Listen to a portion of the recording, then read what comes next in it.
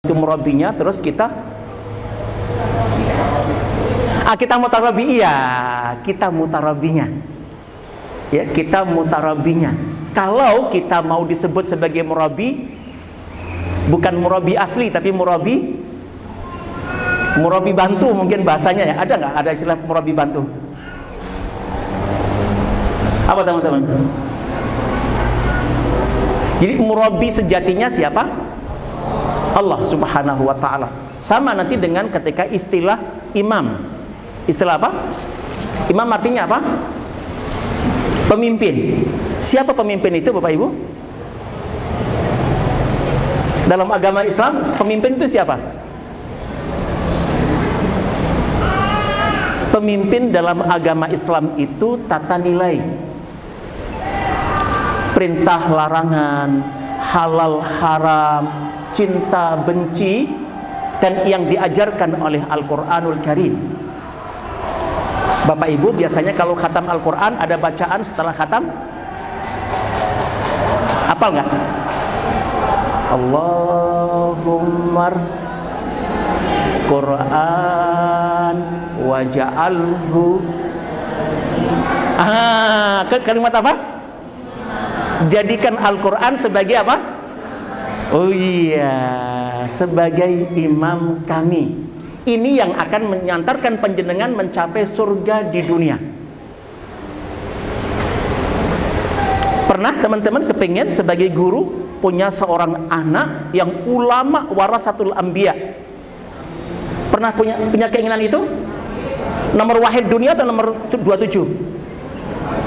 Yang jenengan sebut, jenengan pilih, katanya dia sampaikan kepada Allah, ulama warasatul anbiya nomor wahid atau nomor 27? Atau nggak nyebutkan angka? Boleh nggak nyebutkan angka kepada Allah? Misalkan saya ingin punya anak ulama warasatul anbiya. Saya bukan hanya ngomong, saya ngirim, ada anak kedua saya kirim kuliah di Sudan, menantu kedua kuliah di Sudan, saya kirim anak ketiga kuliah di Mesir, di Al-Azhar. Karena kepengen apa? Ulama warasatul anbiya. Pada masanya dulu nggak dikatakan ulama di dunia Islam kecuali lulusan Al-Azhar. Iya, tidak dikatakan ulama pada masanya kecuali lulusan apa? Itu kapan? Dulu, sebelum berdirinya Israel di Palestina. Dulu, sebelum apa? Berdirinya Israel di... Iya. Ada apa dengan Israel di Palestina?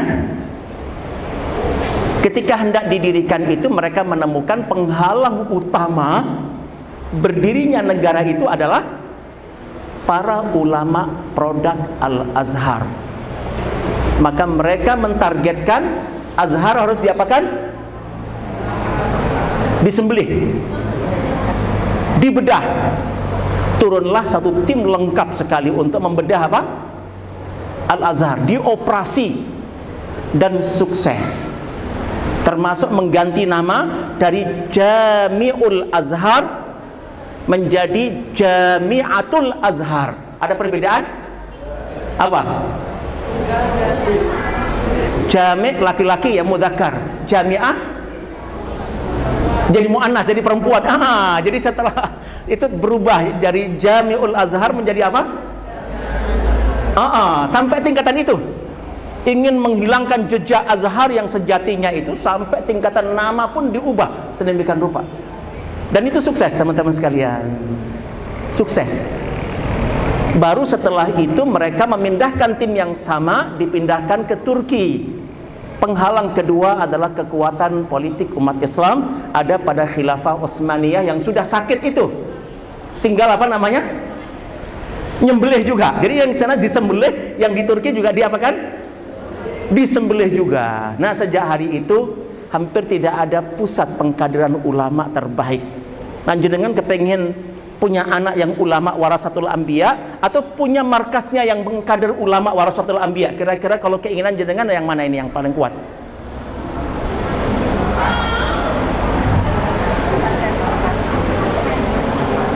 Saya amanahkan kepada anak-anak yang kayak kuliahkan ke sana untuk bidang syar'i, bahwa bukan sekedar menguasai ilmu syar'i, tetapi mampu mendirikan. Azhar itu lahir karena resep. Kayak sayur asem bisa dihidangkan karena ada resep yang diproses. Artinya jika ada orang lain bisa mendirikan Azhar di mana? Di Mesir, berarti bisa didirikan Azhar di mana? Indonesianya pasnya di mana? Bawen kan? Di mana? Nah, saya berharap dengan juru bicara yang fasih untuk Semarang. Juru bicara yang fasih untuk Semarang. Problem kita hari ini banyak kota tanpa tuan. Banyak kota tanpa juru bicara. Ibrahim mau menjadi juru bicaranya Mekah. Dan jadilah kota Mekah itu sebagai pusat kebaikan perbaikan seluruh dunia. Nabi Muhammad mau menjadi juru bicara mana? Al-Madinah Al-Munawwarah, ya aslinya namanya Yasrib. Dan jadilah Madinah sebagai pusat kebaikan perbaikan seluruh dunia. Jangan sudah tahu juru bicaranya Semarang siapa? Kita beban di pundaknya, di punggungnya, atau kita yang akan meninggikan Semarang sampai menjadi pusat kebaikan dan perbaikan seluruh dunia? Iya. Dan indah sekali ketika kemudian bina amal ini adalah cikal bakal bagi apa?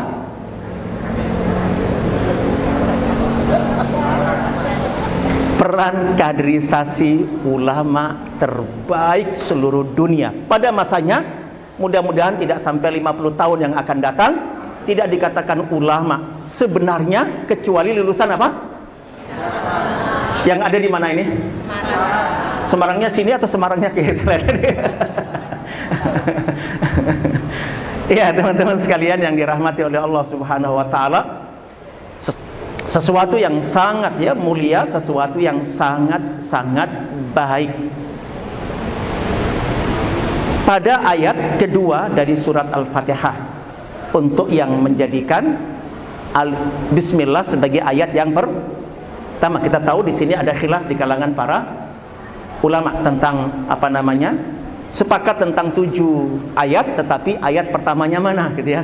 Ada yang menganggap bahwa Bismillahirrahmanirrahim ini satu ayat dari surat Al-Fatihah, sementara untuk surat-surat yang lain dia hanya pemisah antara 2 surat. Iya, teman-teman sekalian, dikatakan ada alhamdulillahi rabbil alamin. Segala puji bagi siapa? Allah. Rabbul alamin, kata Rabb yang sering diterjemahkan di dalam Al-Quran. Al-Quran terjemahan kita dengan istilah apa? Tuhan. Ya, Tuhan. Dalam bahasa Arabnya, Rabb itu berasal dari satu di antara Asmaul Husna. Asmaul Husna. Allah memiliki berapa?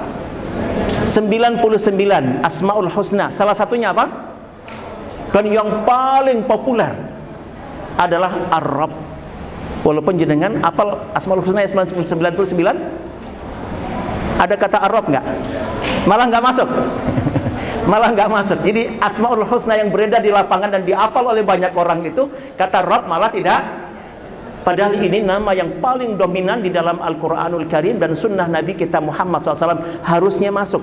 Tetapi mujtahid yang kemudian dipakai dan populer ya, hasil kumpulan nama-nama Asmaul Husna itu malah tidak masuk. Jadi Nabi hanya menyebutkan kata 99, tetapi tidak menyebutkan 99 itu adalah ABC-nya, tidak ada hadisnya tentang itu. Jadi yang ada beredar adalah apa? Hasil ijtihad seseorang, dan itu bisa benar bisa salah. Yang jelas adalah kata Ar-Rabb, Rabbul Alamin, ditafsirkan oleh para ulama sebagai Murabbi al-Alamin. Sebagai apa? Murabbi. Apa murabbi itu? Kita apal ya, kita populer kalimat apa namanya? Murabbi, ya, pendidik alam semesta. Ya, pendidik alam semesta. Iya. Diklik. Perhatikan teman-teman sekalian yang dirahmati oleh Allah Subhanahu wa taala, puncak doa mutarabbinya Allah. Puncak doa mutarabbinya Allah Subhanahu wa ta'ala. Ini doanya siapa teman-teman sekalian? Guru atau siswa?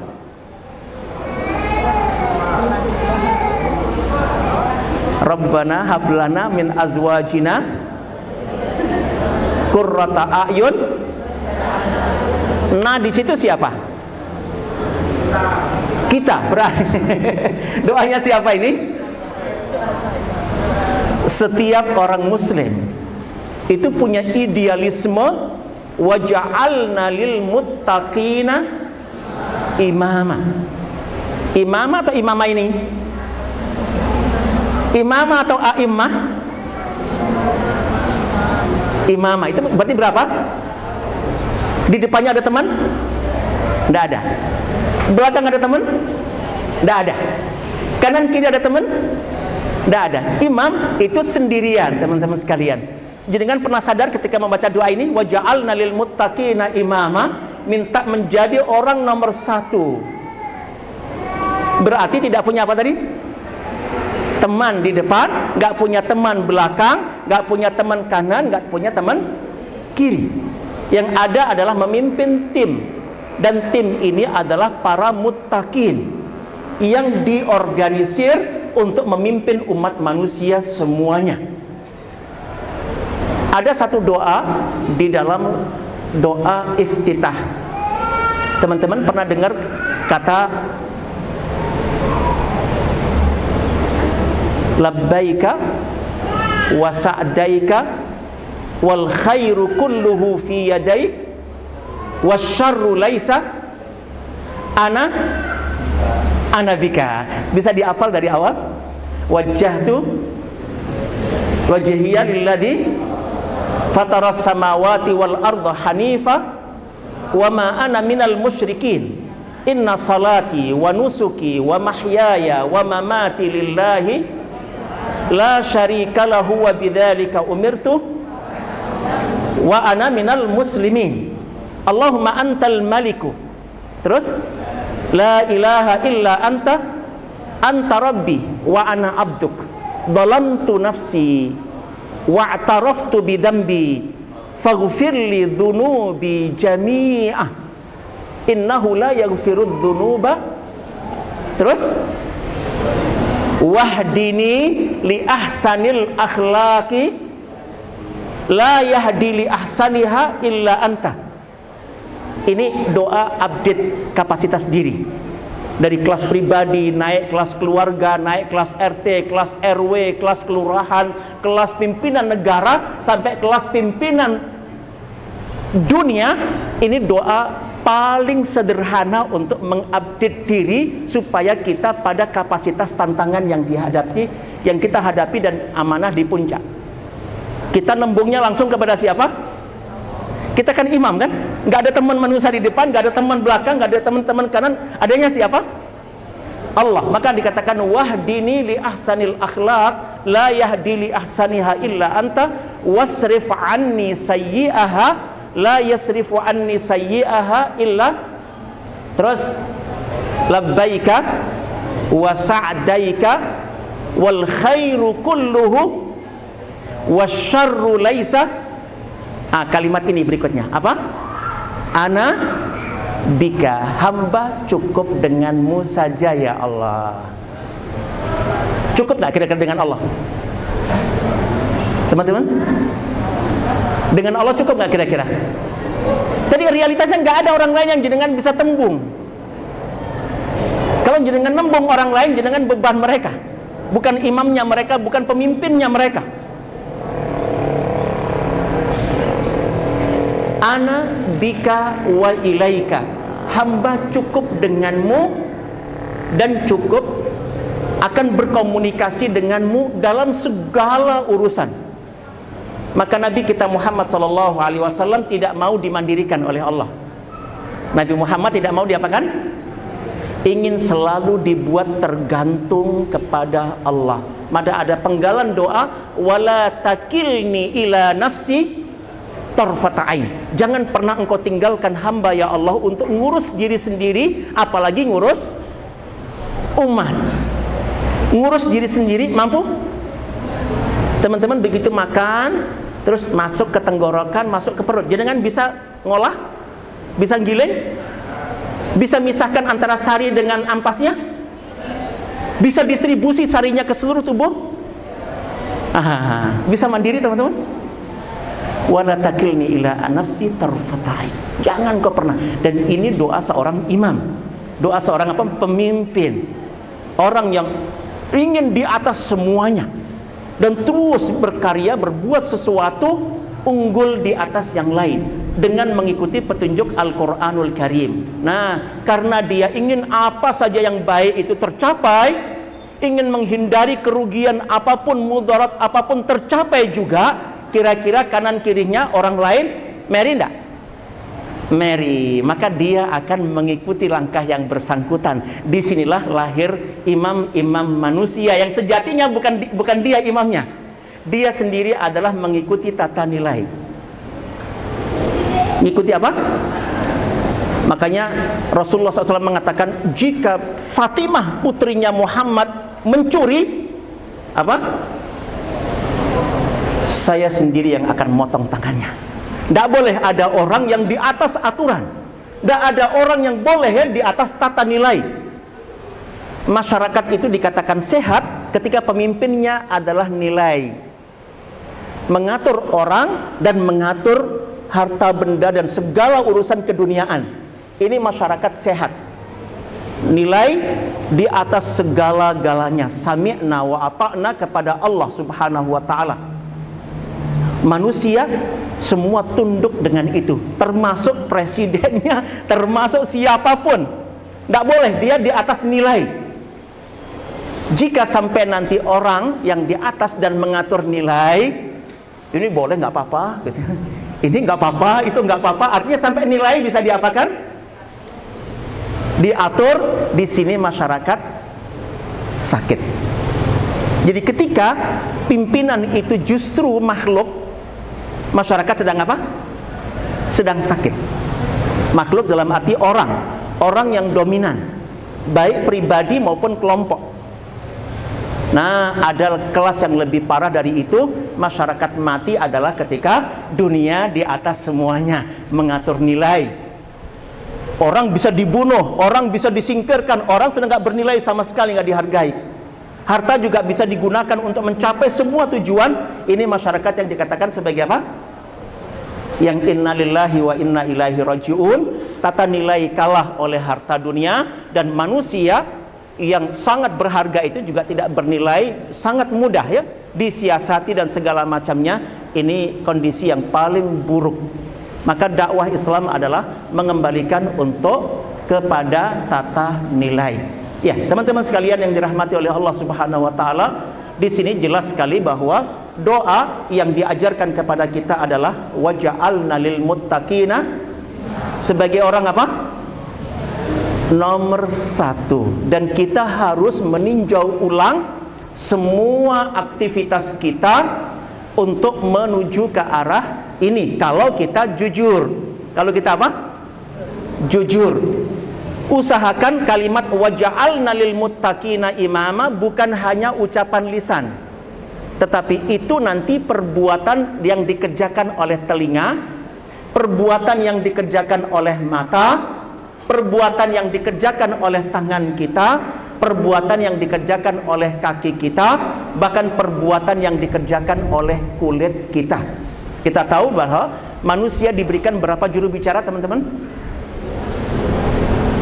Juru bicaranya manusia ada berapa dalam tubuhnya? Ada 10 juru bicara. Nanti yang 9 pada hari kiamat fasih sekali. Ketika mulut diapakan? Dikunci. Saat ini seakan-akan dia tunggal, tapi sejatinya ini jenengan nanti bisa mengenal di lapangan. Saya ingat pengalaman saya haji pertama tahun 2004. Kebiasaan kalau ada orang pulang haji itu biasanya tetangga pada datang kan.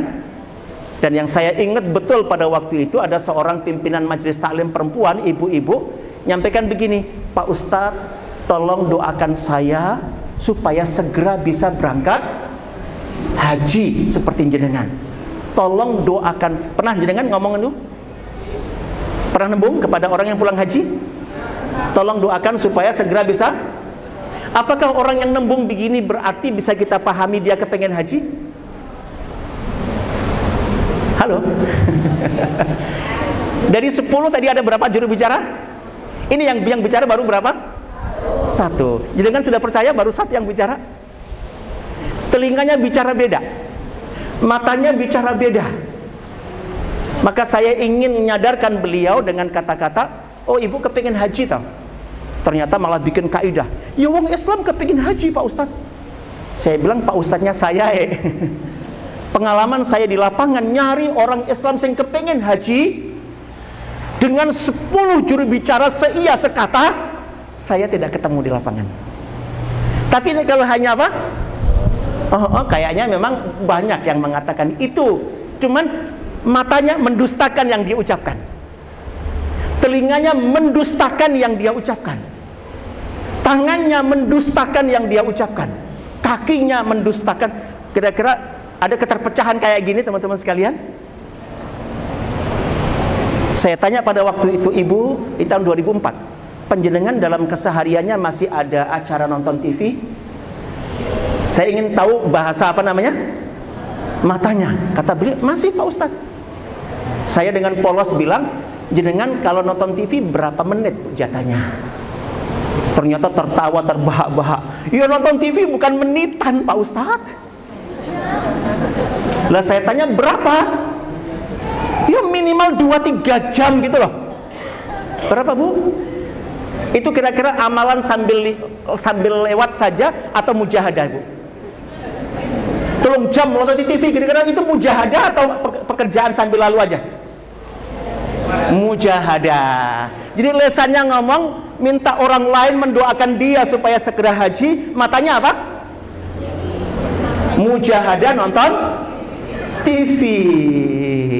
Nyambung? Nah kayak begini jenengan percaya kepada yang bersangkutan kepingin jadi ulama besar kemudian nonton TV, main HP tolong jam 4 jam sehari? Halo? Saya bilang, Bu, coba saya usul diganti acaranya itu. Begitu jadwal nonton TV datang, matikan TV. Ganti masuk ke kamar mandi, wudhu. Dari kamar mandi sudah bawa wudhu, ambil sajadah, ambil mekena. Gelar di tempat yang paling sepi di rumah, yang paling aman. Mulailah dengan salat sunnah mutlak 2 rakaat. Boleh? Jam berapa bolehnya? Salat sunnah mutlak bolehnya kapan? Setelah 2 rakaat mungkin 2 menit 3 menit, tetaplah di atas sajadah sampai 3 jam ke depan. Agendanya istighfar kepada Allah. Kira-kira yang layak mujahadah ke Baitullah, istighfar atau nonton TV? Dia pilih apa? Nonton TV. Percaya dia kepengen haji? Percaya kepengen jadi pengusaha gede? Nah teman-teman sekalian, ini pendidikan teman-teman sekalian. Saya rinci sekali, Bu, haji itu ayat dan hadis. Saya kumpulkan ayat haji dan ayat hadis tentang haji itu ada 4 kelompok. Ada ayat hadis panggilan haji dan umroh. Dan yang dipanggil manusia, bukan orang Islam, bukan orang kaya. Yang dipanggil siapa? Kita termasuk manusia? Berarti termasuk yang dipanggil. Nek kaya kita mungkin nggak semuanya kaya ya. Tapi yang dipanggil siapa tadi? Wa'adzim finnas, bukan fil muslimin, bukan fil agniya.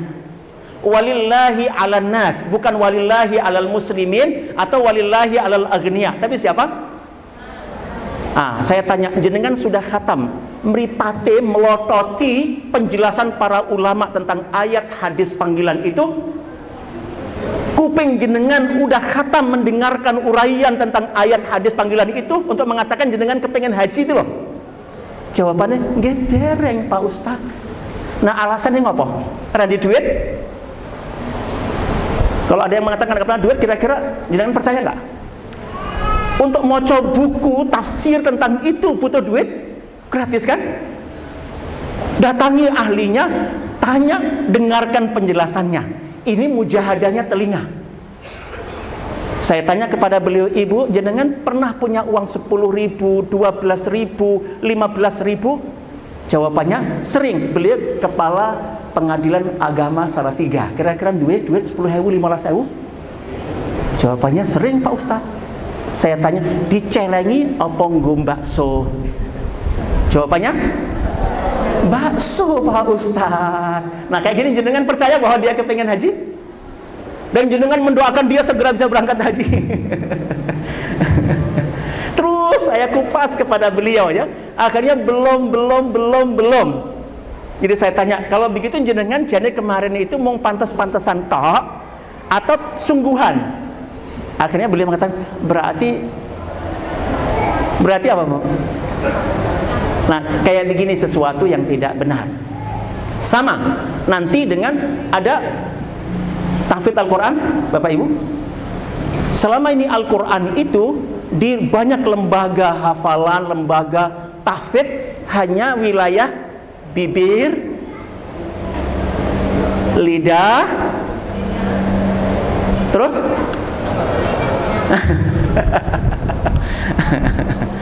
iya. Kemarin teman-teman targetnya guru-guru ditarget hafal berapa kali? Khatam berapa kali Ramadan? Ada tugas kemarin dari sekolah? Berapa? Khatam berapa kali? 4 kali? 5? Mungkin ada 7. Imam Syafi'i Ramadan 60 kali. Kita berapa? 1 kali. Tetapi yang menarik adalah tadi Quran hanya di seputar lidah, seputar bibir dan tenggorokan. Tidak sampai ke makna. Apa yang mesti dikerjakan oleh telinga, apa yang mesti dikerjakan oleh mata, apa yang mesti dikerjakan oleh tangan kita. Tadi ibu tadi saya tanyakan sejak berkapan jenengan kepengen haji? Ya sudah belasan tahun Pak Ustadz. Lah terus belasan tahun yang jenengan kerjakan apa? Jawaban beliau, ya berdoa Pak Ustadz. Berdoa itu apa teman-teman sekalian? Berdoa kata Nabi sinonim dari kata ibadah. Ad-doa'u huwal ibadah. Dan ibadah itu total. Ya hati, ya lisan, ya seluruh anggota badan. Saya tanyakan doa jenengan apa? Ya minta tambahan rezeki kepada Allah supaya bisa berangkat haji. Selama berapa tadi? Belasan tahun. Sudah dikabulkan Ibu? Belum Pak Ustadz.